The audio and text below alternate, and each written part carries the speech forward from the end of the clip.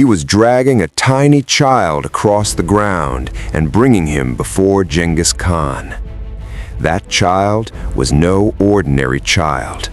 He was Sultan Jalaluddin's 7-year-old son, innocent, yet brave.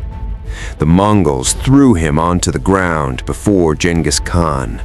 Genghis Khan looked at the child's innocent face for a few moments, and then, without the slightest mercy, he raised his sword. With a single brutal strike, that tyrant cut the child into 2 pieces. On the banks of the Indus River, another innocent life was absorbed into the soil. But Sultan Jalaluddin did not yet know about this tragedy, because in the very next moment he was about to make a decision that still makes the heart of history tremble. On one side was the honor of his mother. On the other side were his loyal wives, and in front of him stood the savage army of Genghis Khan that knew nothing of mercy. Sultan Jalaluddin hardened his heart, and then he made a decision so terrifying that even today humanity shudders remembering it. On the banks of the Indus River, towering rocky cliffs stood on one side, and on the other side flowed the deep and endless river. In that narrow corner, Sultan Jalaluddin Khwarezm Shah, with only a handful of his loyal warriors, stood firm against a sea of Mongols. The location itself had become his final shield. The Mongol army could now attack only from the front. Unlike the open battlefield, here the warriors had more time to show the power of their swords. Under the red light of the setting sun, the banks of the Indus had once again become a battlefield.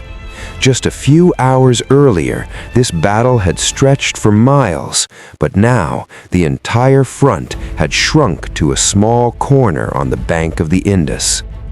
Here, Sultan Jalaluddin Khwarezm Shah, with only a handful of his loyal warriors, stood firm against a sea of Mongols. The location itself had become his final shield. The Mongol army could now attack only from the front. Unlike the open battlefield, here the warriors had more time to show the power of their swords.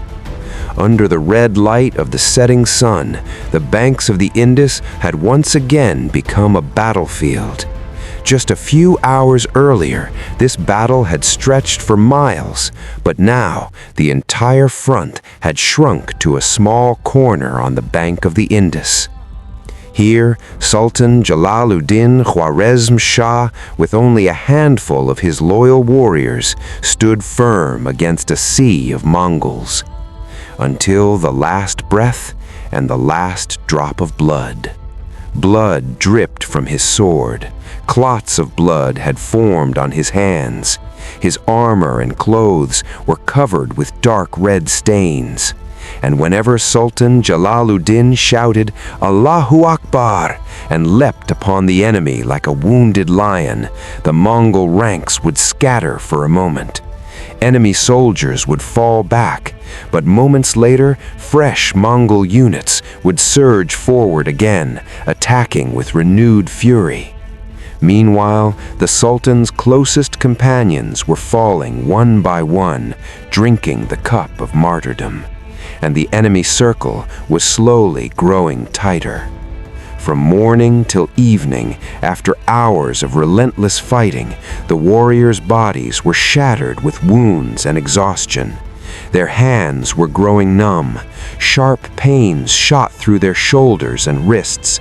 Yet, despite the pain, they kept fighting, because now only one desire remained in their hearts: martyrdom. In the midst of this blood-soaked battle, Sultan Jalaluddin had become so deeply absorbed in the fight that he no longer had any thought left for himself or even for his family. Amid the chaos of that doomsday-like battlefield, a piece of his heart, His 7-year-old innocent son, who was under the protection of the right-wing commander, Amin al-Mulk, was captured when the right flank of the army finally collapsed. The Mongol soldiers seized that innocent child and dragged him before Genghis Khan. The same Genghis Khan whom history counts among the most brutal killers of humanity. That merciless conqueror looked at the tiny figure of innocence before him, and without the slightest mercy, he raised his sword. With a single strike, that innocent child was cut into 2 pieces. And when this news reached Sultan Jalaluddin while he was still fighting on the battlefield, the arrow of a father's grief had already pierced the heart of the Sultan. But even this terrible shock could not shake his determination and resolve. Amid the horrors of the battlefield, he was so completely absorbed that he did not even have the awareness to fully feel this immense pain. Perhaps at that moment, nothing else could have turned his attention away from the battlefield, but suddenly a few heart-rending cries of women echoed through the air. These voices were coming from the direction of the Muslim camp. "Jalal!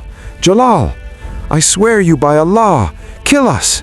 Save us from the enemy's captivity!" Now there was no time left to say or hear anything more. Under normal circumstances, for Sultan Jalaluddin, it would have been far easier to jump into boiling oil, to throw himself before starving wolves, or to be buried alive in the earth, than to give death to his own mother with his own hands, or to take the life of his beloved wife. But now, without a moment's delay, he had made his decision. For him, there was no safer refuge than the turbulent waves of the Indus River. With a heart turned to stone, Sultan Jalaluddin stepped forward to carry out that decision. Only Allah knows what storm must have been raging in his heart at that moment. Then, one by one, he entrusted those sacred trusts of his life to the waters of the Indus River, and the waves of the river rose up and hid those pure bodies within their embrace.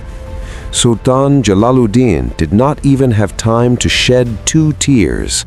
Only a deep, manly sigh escaped his chest. And then, once again, with his sword in hand, he turned back towards the battlefield.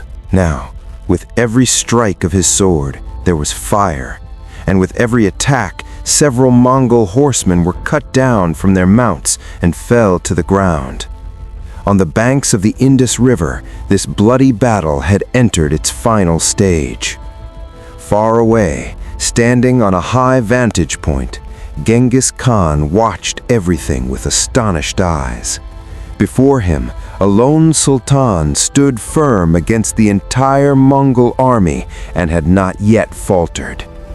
Finally, Genghis Khan gave orders to his soldiers, "Bring him alive before me at all costs." The moment this command was heard, the Mongol soldiers' tactics changed. Now they avoided deadly attacks with arrows and spears on the sultan. They began to tighten their circle slowly. Small groups of attackers advanced forward, and every time Sultan Jalaluddin's sword struck like lightning, sending several Mongol soldiers crashing to the ground. This scene is described by Genghis Khan's court historian Atamalik Juvaini as "the Sultan fought like an enraged lion." Genghis Khan watched this astonishing display of swordsmanship with great interest. He knew that even human strength has its limits. He was confident that soon this battle would end. In his mind, after Sultan Jalaluddin's last companions fell, the Sultan would finally grow weary and exhausted, and then, like a fallen fruit, he would fall into his hands. But Sultan Jalaluddin, observing the Mongols' changing tactics, understood Genghis Khan's intent. He was fighting with the desire for martyrdom. To him, it was unbearable that Genghis Khan might capture him alive, humiliate him, and bind him in chains of disgrace to become the target of his laughter. At that very moment, he resolved that under no circumstances would he allow Genghis Khan's plan to succeed. Meanwhile, in the thick of the battle, the Sultan reached a point where just a few steps forward would have meant falling directly into the enemy's trap. Fighting alongside him was his cousin Aksh Malik. He sensed the danger just in time. Immediately, he grabbed the reins of the Sultan's horse and pulled with all his strength, dragging him out of the enemy's grasp. But it was only a few moments of reprieve, because soon the moment would come in history that even Genghis Khan himself would watch in astonishment. Now, from every direction on the battlefield, the storm of the Mongol army was closing in on Sultan Jalaluddin. Most of his companions had already attained martyrdom. On the banks of the Indus River, he stood alone, yet still the sword remained in his hand.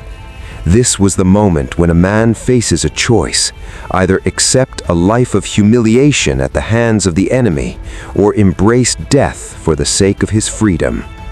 Sultan Jalaluddin stood between these two paths. In front of him, the merciless army of Genghis Khan.